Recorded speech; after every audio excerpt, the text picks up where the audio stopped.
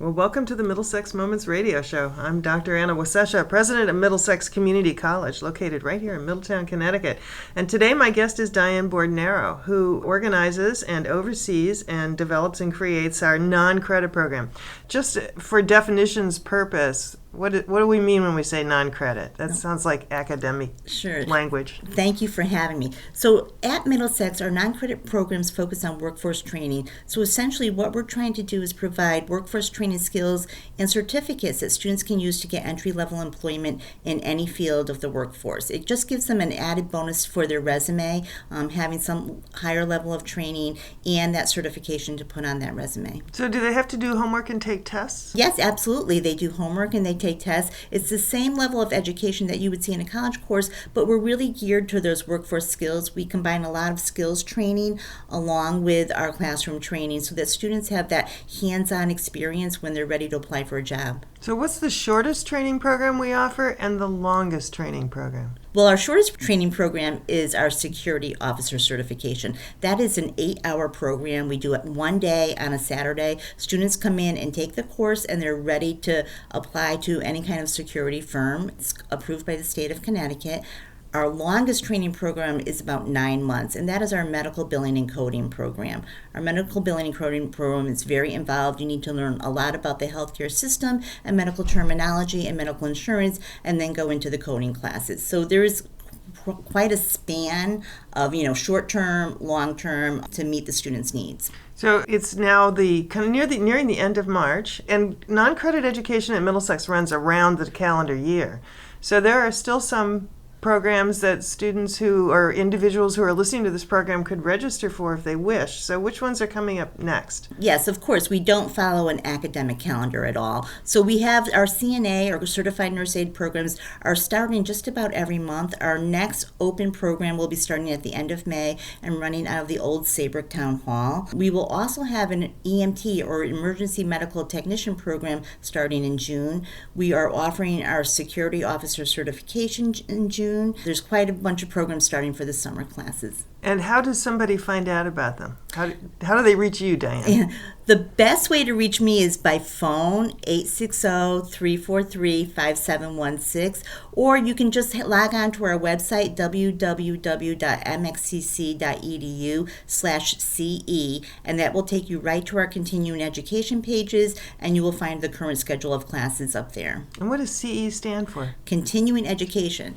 So continuing education means a lot of different things at other colleges. Here at Middlesex, we really just limit it to the workforce training programs. We don't expand it into additional classes for students to come back to after they've earned an associate's degree or a bachelor's degree.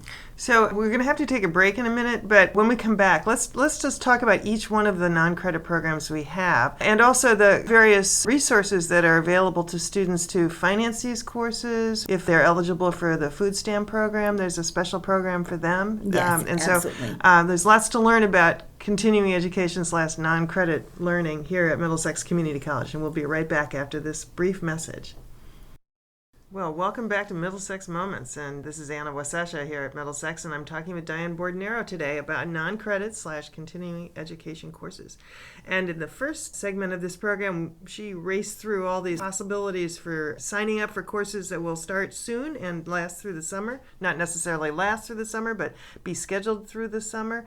And now we're going to take the time to actually dig into what all these things mean. There are a lot of initials: EMT, CNA. What else do you have that are initial-based? Phlebotomy. What do you call a phlebotomist? Do they have an initial, an acronym? We call them a phlebotomy technician. When they take their certification exam, the exam is actually referred to as an RPT, registered phlebotomy technician. There you go. But the lingo out there in the workforce is just a phlebotomist or a phlebotomy technician. So that's one of our programs. That is one of our programs. It's a very, very popular program. It's been filling consistently every semester for us. It is one of our newer programs. And one of the things I like about this is that the students actually do an internship along with their classes here on campus. So they take their classes on campus and then they're heading out to Middlesex Outpatient Lab or Middlesex Hospital or any of their outlying clinics to draw blood on patients who are willing to let a student work with them. I have to ask, because I've been a needle phobe my whole life, do you ever have people sign up for this course, come in, get a look at that needle and try to find a vein on somebody's arm and say, this is really not for me? So far, that has not happened. We do progress slowly through the course. We have mannequin arms that students actually draw on. So using the simulation mannequins kind of gets them over that fear of, sticking someone. So I think just the slow progression and the encouragement from the instructors actually helps. But that hasn't happened to us just yet, luckily. Can you keep poking a mannequin arm indefinitely, or do they get used up after a period of time? Eventually, they get used up. But one of the bonuses is that we can open up the arm and replace the veins, something you can't do on a person. So we will be ordering new veins, every couple of years. But, we'll use them until we can no longer use them, and then, we'll have to replace them. Oh, that's great. Yeah. That's fantastic. Does something come out of that vein when they... We do have simulation blood. So when they're, poking the arm and actually filling the tube, it looks like they're drawing blood. So you get some over that shock of seeing, blood come out of an arm, so. I'd love to see the order blanks coming out of your office. Yeah. So we'll take 40 new veins, right. and half a gallon of red substance. So phlebotomy is a very popular program. And then how long does that last? Phlebotomy is a 9-week program, and then it's followed by the internship. So, we leave the students in the internship as long as they need to. We don't rush them through the internship. They're there until they get 50 successful venipunctures. For some students, that's a 2-day internship. Other students may take 4 or 5 days, and it really is up to the students. We want them to be successful, so sure. You're really, I want them to be successful. Right, exactly. And some of it's based on, the patient census that day. I mean, if there's no patients coming into the lab to have their blood drawn, it's going to be slower. They're not going to be doing as many punctures. I'm trying to get a picture of this. So when you say 9 weeks, is it 9 weeks of 40 hours a week of instruction each week? Or what's the class time involved, and other books? And again, there's homework and tests. And at the end, there's some kind of summative test that says you've actually mastered everything you need to master. So what does the student do? So the student comes into the classroom 3 times a week, 8 a.m. to noon, on Tuesdays, Thursdays, and Saturdays. So there's actually 12 hours a week of classroom. The classroom learning is split between traditional lecture with PowerPoints and textbook and notes and all the things we think of as classroom learning. And then second part of the class, they are actually doing their hands-on training. So they will be practicing with the mannequin arms. They will also be drawing blood on each other. So they're actually practicing on real people before they go to the lab. We do ask for volunteers from our campus community to come in and have their blood drawn, and some people are very willing to let the students practice on them. The students can bring in family members if they'd like. If any family member who wants to, participate in that learning activity is welcome to come in and have their blood drawn. So it's a little bit of traditional learning and a little bit of moving around, doing the actual skill learning before they go out to the lab. And since these are workforce training programs, I've got to believe there are a lot of openings for people who have this training so that they can go pretty quickly into an employment situation? Yes. The turnover for phlebotomists is fairly high in the state of Connecticut. So the good part is that we're constantly refilling those open positions. We try to balance all of our workforce training programs with the workforce needs of the employers so that we're not turning out too many graduates and we're still meeting the employer's needs for filling those open positions. It's kind of a collaboration between both of us so that we are helping them and they are helping us by always having positions open for our students. Are these jobs that the individuals get once they've finished this program, are these around the clock jobs, or are these kind of 9 to 5 jobs? Well, phlebotomy jobs tend to be like 6 a.m. to 8 p.m. or whenever the lab is open, if they're actually working in a lab. But they can also get hired at a hospital, and as we all know, hospitals are open 24/7. So if they're working in a hospital, they may be asked to work around the clock. We also find that we have people who work in a hospital, like nurses or EMTs, who want to learn phlebotomy skills, to add that to their resume, to pick it up so they can work 2 jobs in the hospital, and they may come into the program too. So it's not just straight phlebotomists. It's a lot of times we have people with medical background coming into the program. So, and you're filling this program, it seems like. This program is full with a waiting list every time we offer it. It's very popular. Right. Well, so let's jump from PT, phlebotomist technician, to another set of initials, CNA. CNA. So CNA is Certified Nurse Aide. It is our biggest program in our workforce training division. It's very, very popular. A lot of people like the idea of becoming a CNA because they do direct patient care. So that interaction with the patient, getting to know your patient is very, very rewarding. In the state of Connecticut, you cannot work in a long-term care facility or nursing home as a nurse aide without taking a course and passing the state certification exam. So you have to take a training program. You can't just get hired and have on-the-job training for this position. So tell me again, how many hours in the classroom, how much clinical, what's their life like when they decide they're going to join up with this program? Sure. So our program is about 110 hours long. We do a little over 40 hours of classroom training, and this is traditional lecture, sitting in the classroom, taking notes, learning those basic theories of nursing care. Following that, or in conjunction with that, we will actually do 15 hours in our skilled nursing lab. So again, we're using simulation mannequins. They're learning how to give bed baths, how to do pericare, how to move people safely. All of that is done on a mannequin. Once they are successful in the lab, we are going to send them out to a skilled nursing facility or a nursing home. And there they will be taking care of patients in the home. We start slowly, pairing the students up, having them work with the residents slowly until they're able to take a full assignment. Okay. And you offer this program in places other than Middletown. We offer this program in Middletown, Old Saybrook, and Meriden. So right now, our next class will be in Old Saybrook. It runs out of the Old Saybrook Town Hall, and for their clinical training, students go to Essex Meadows. Another exciting thing about this program is that we have just developed a hybrid CNA program. We are the first school in the state of Connecticut that's been allowed to do that. We've worked very closely with Department of Public Health in order to develop this and did get their approval for it. So the hybrid program is similar to our traditional program, except that instead of sitting in the classroom to do those lectures, students will be doing online learning for lectures. So they'll take all of their theories online, complete all of the course modules with their instructor, and then come into our nursing lab and do the traditional lab skills training followed by their clinical training. And if somebody is interested in that, of course, they'd need to have access to the internet and a laptop or a computer of some kind, right? Right. So that's almost like having a book. You've got to have a way in to take the class. Yes, you definitely have to have access to the internet, and you definitely have to have some computer skills. So on our website, on our distance learning website, we do have a test that students can take to determine if online learning is right for them.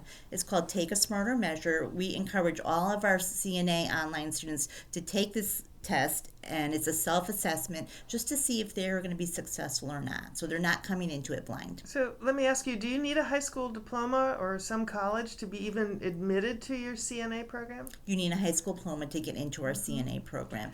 Yes. And if you were to create, and maybe you already have one, a sort of self-test to say, am I the right kind of person to be a CNA? What kinds of qualities are you looking for? So I always tell students that CNA work really comes down to activities of daily living. So if you think of everything that you did for yourself in the morning, you got up, you brushed your hair, you brushed your teeth, you used the bathroom, you had something to eat, you washed up. If you can do that for someone else, then you would make a good CNA. You do have to have compassion, and you do have to be able to care for other people with dignity. Okay, that's a very important part of our program, is teaching people that even though you're caring for someone who can't do all of their own activities of daily living, they're still adults, and we still want to treat them with dignity that you would any other person. And as I asked with the phlebotomy course, this is the kind of work that happens around the clock, right? So it's Yes. kind of shift work. It is shift work. The great part for CNAs is that it can balance with their family life. If you need, a weekend job or a evening job because you're waiting for someone to get home to take care of your children, there's definitely positions out there. There are shift differentials, so you can make a little bit extra money if you work the off shifts, which is always appealing. Okay, and there's great turnover in CNA, so there's constantly positions out there. We cannot turn out enough CNAs for the workforce right now. Yeah, it's good to know. Yeah. Now we've got to take a break pretty soon here because these segments of this program go by like in the blink of an eye. Yeah. But when we come back, let's go back to another set of initials, EMT, and talk EMT. about what that's all about. So we'll be right back after this message. Well, welcome back to Middlesex Moments and our conversation today about continuing education and non-credit learning at Middlesex with Diane Bordonaro.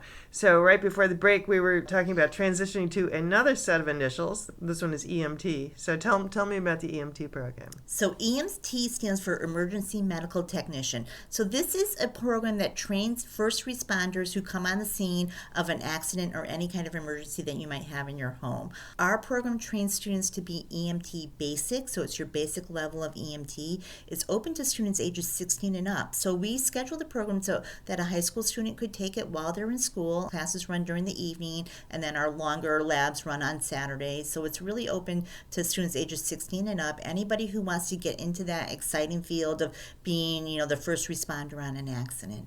Yeah. Mm-hmm.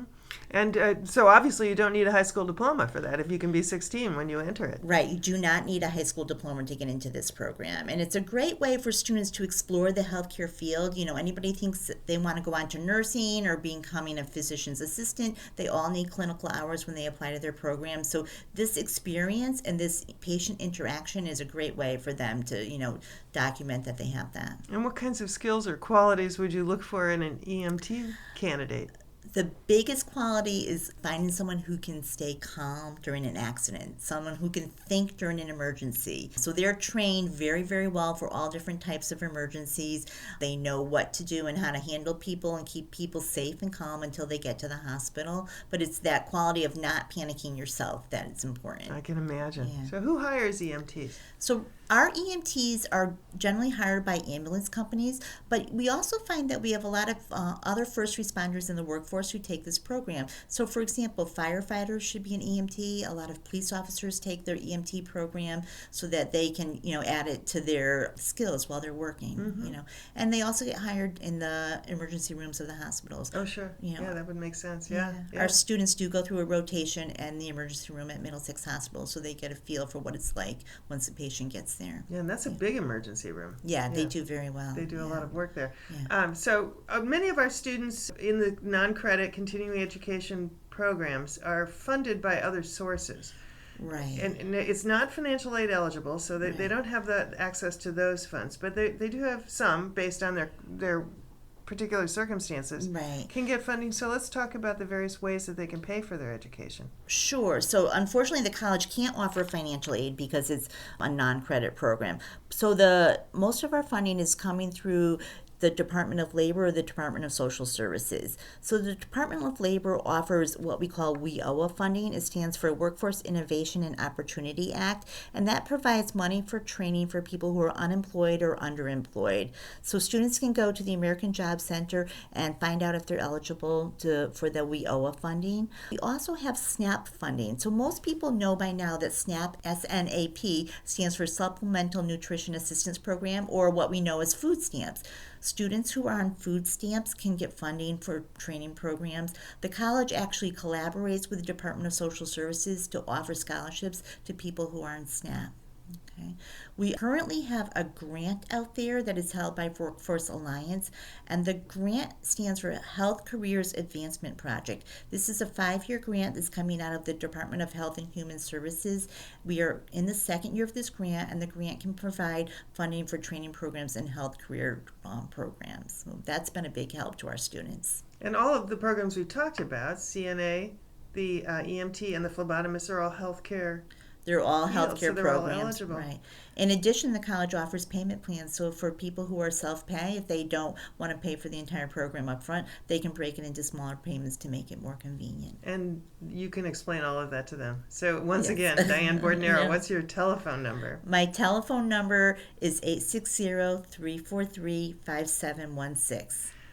343. 5716. And give Diane a call or go online at mxcc.edu/CE, which stands for Continuing Education, and you'll find information about the programs. So now there are a couple of things you're doing that are really pretty innovative, or that you're going to be doing. So let's talk about the innovative things that you've got on the schedule coming up, either this summer or maybe next fall. Okay, sure. One of our newest additions to our program offerings is our EMT Refresher, and it's actually available to anybody who's an emergency medical technician or emergency medical responder.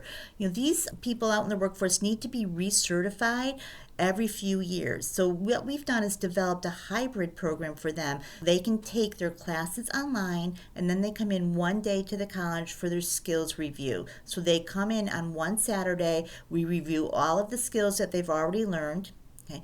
We recertify them in CPR, and then we have a person from the Department of Public Health come down and offer them their state certification renewal exam. So it's very convenient, especially to people who are working off shifts. They can, attend the modules online according to their schedule, come in one day on a Saturday, and become recertified. So that's a wonderful opportunity, especially for people like firefighters and police officers, ambulance workers who are working various shifts. Right, and I would think things like CPR, if you don't use it, you kind of forget about it. Right. Yeah, I a million years ago when I had a baby, I learned infant CPR, but I would certainly not be able to do anything with it now, right? And that's why Department of Public Health requires everybody to become recertified on a regular basis, so you don't lose those skills if you're not using them. Yeah. So are there any other programs you want to point out that people might be interested in taking? So we are trying to blend our security officer or our criminal justice programs with our healthcare programs. These are new programs that are going to be up and coming. We currently have our security officer certification, and we have a introduction to private investigation.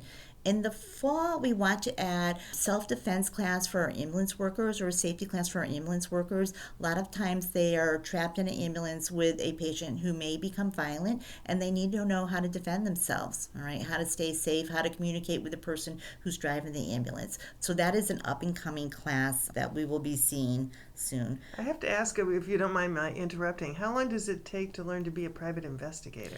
So this is an introductory class to determine if this is a career for you. It is a 24-hour class that we offer in the evenings. It's great for anybody who wants to explore the field. You do have to be 18. We want people to be 18 and up, but it lets you know if this is a field you want to get into. A lot of times people who are retired police officers may want to still stay in the field but not work as a police officer. So it's a great way for them to determine if this is, the next step in their career. Yeah, it sounds fascinating. Yeah. What else do you have on the docket? So another new program that we're offering is our real estate principles and practices. This is, again, a new offering for us. It allows students to become real estate agents or real estate salesperson. That's a new term, real estate salesperson. So it is a evening program that we offer. Students, when they're done, will take the Department of Consumer Protection, required exam so that they are certified in the state of Connecticut to become real estate salespeople. Mm-hmm. Okay. Or a very popular program of ours is our veterinary assistant program. Again, open to students ages 16 and up. So students who are in high school and want to work in a veterinary hospital while they're in high school can take our programs, step right into a veterinary assistant position, and get that hands-on training in veterinary care. And that's in a partnership with Piper Olson Memorial Hospital, Veterinary Hospital. Yes. Which is a very comprehensive hospital. Right, with huge hospital. Emergency care and oncology care and dental care and physical therapy. And nutrition. Yes, so so they'll learn just about everything that they could possibly need to know. They do, right. So they're in the hospital 4 hours a week while they're in our program, and they're working alongside the vet techs and the veterinarians. Their primary responsibility is to restrain the animals so that the technician or the veterinarian can do their job. We also let them know that a big responsibility is observing and reporting. They are actually the eyes and the ears of the technicians and veterinarians for any animal in the hospital. So they are the ones who are going to be noticed. This animal didn't eat, I'm concerned about this animal, it doesn't look right, that's a big responsibility for them. Mm-hmm. Yeah. Mm-hmm. So what other programs do you have on that list? Let's see, we have our pharmacy technician certificate. Again, open to students ages 17 and up. You do have to be 18 to become certified, but a lot of times we'll see high school seniors come into this program so that they are ready to get certified as soon as they turn 18. And this allows students to work in a pharmacy, a Walgreens or CVS or a Rite Aid or even a hospital pharmacy, and actually dispense the medications. And how long does it take to learn how to do that? That is a 60-hour program. We offer that in collaboration with the Connecticut Pharmacists Association. So the students are learning, from people who are directly working in the field. It's actually a great program, very popular program. And a good introduction to that whole career field. Yes, because absolutely. you can go all the way through to the doctorate in pharmacy. Right. Right. And that's the idea for our students to get their foot in the door, start these careers, and then determine if they want to go on. Mm-hmm. It doesn't mean that you're just going to stay as a pharmacy technician for the rest of your career, but it gives you exposure to the field and lets you know if it's right for you without spending, many, many years in school. Right. Yeah. So. You're glancing down at your list again. Okay, so let's see. On the list, we have our personal trainer certification. So some people really like being in the gym. I'm not necessarily one of those people, but there are people who are really involved in, working with individuals who need to exercise or enjoy exercising. So this program is, again, a combination of classroom learning and hands-on learning in the gym. Our students come into the classroom on Saturday mornings, and then on Saturday afternoons, they work in the gym at New England Athletics Center, and they're learning how to use the equipment and how to train other people to use the equipment, how to work closely with an individual to best, develop a program for them. Once they're done, they become nationally certified. So another popular program. We do also have a program that follows the lines of social services. This is our Human Services Assistant course. So it's a great program for any student who wants to start working in social services and get their first job in a group home or an assisted living.